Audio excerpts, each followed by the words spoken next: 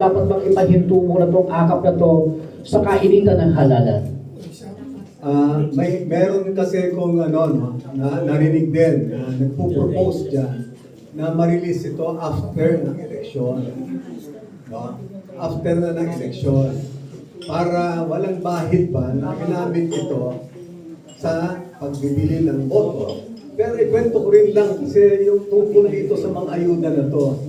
From my own experience. No?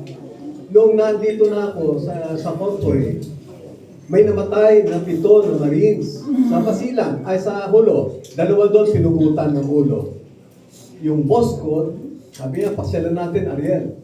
Pumunta kami doon sa Fort Bonifacio. Mayroon siyang nilagay sa bulsa ko. Akala ko tissue paper pa.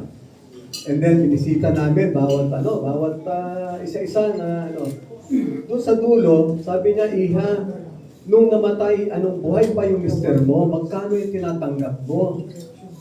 Magkano yung pinapadala niya? At ngayon namatay siya, magkano yung tatanggapin ninyo? Ang sabi niya, Sir, hindi ko po siya asawa. Kapatid ko po siya, ito po yung mga kapatid ko na pinapaaral niya, maliliit pa. At ngayon namatay siya, kung wala raw siyang property and financial accountability, 75% daw ang tatanggapin niya doon sa basic pay. Alam mo, tumalikod yung boss ko. Sabi niya, Ariel, bigyan mo ng tipa 500,000. Tinakbo ko yung foundation na director. Sabi ko, Camille, meron ka ba niyang pera? Kasi pinapabigyan ni boss ng tipa 500.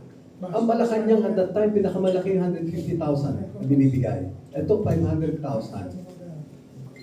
So, binigay ko, isa-isa, tipa 500,000. May naiwan na 6.5 million.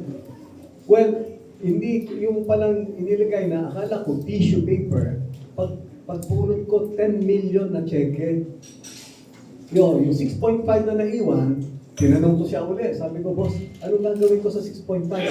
Bahala ka na dyan. Kung gago yung Ariel Kerubin, di binulsa lang yan balahato lang, di ba? Pero hindi. Binigay natin uli sa commandant ng Marines. No? At that time, it was General Guerrero. So yung 6.5 na yan, almost I think 12 million ngayon kasi ginawa nilang corporate account sa upside PSL. Lumaki. Pero ang instruction ko, huwag yung gamitin yan kung ano lang. Kasi meron din naman tayong Marine Assistance System na yan yung pinabigay natin sa mga namatayan. Fast forward, namatay yung 19 na special forces sa Basilan. Ganon din uli yung binigay. So, kinausap ako ng director, sabi niya, Sir, pwede ba natin paliitin naman yung binibigay kasi hindi lang naman yung corporate social responsibility natin. Ito ngayon, namatay yung 166 sa Marawi. Tinatawag ako, sabi niya, pare, anong tingin mo? Kumusta yung mga binigyan natin noon ng financial support? Sabi ko, boss, yung iba, bumili ng motosiklo, nilagyan ng sidecar, nag-tricycle siya, nung naluma, bumalik ulit sa mahirap. Yung iba, naging one-day millionaire. No? Ala. Kasi first time nila makatanggap ng ganon. Ganon din ang nangyayari dito sa ayuda na yan. Pag natanggap nila, ano yan? So, anong tingin mo? Boss, sabi ko, tama talaga. So, paano sa Tama talaga yung sabi sa Biblia, no? Don't give them fish, teach them how to fish. Sabi nga, mag-usap kayo nung would you believe, binigyan namin sila tig to 2 million na start up for a business. Business ay hindi cash dole out. Negosyo. Magtanong kayo ngayon sa mga casualties ng Marawi. Meron silang negosyo. Nagtitinda ng feed meals, ng pagkain ng manok, pagkain ng baboy, and many others, no? Negosyo.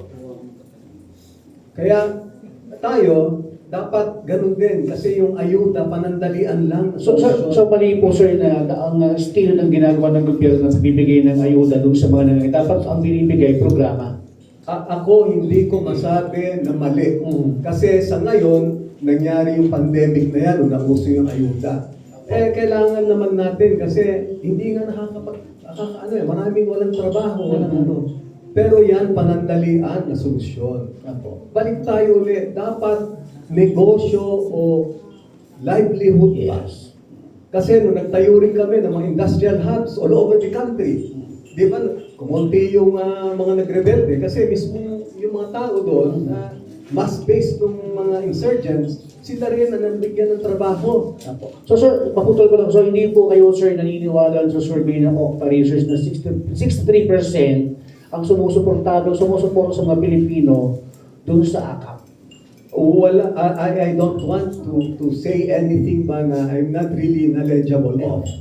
Kasi yung survey, maaring sabihan sang ayunan ko po si Kong Bonnie. May pinanggagalingan din siya na nung sinabi niya yun. Yun lang ang pwede ko masabi. Alright, next question for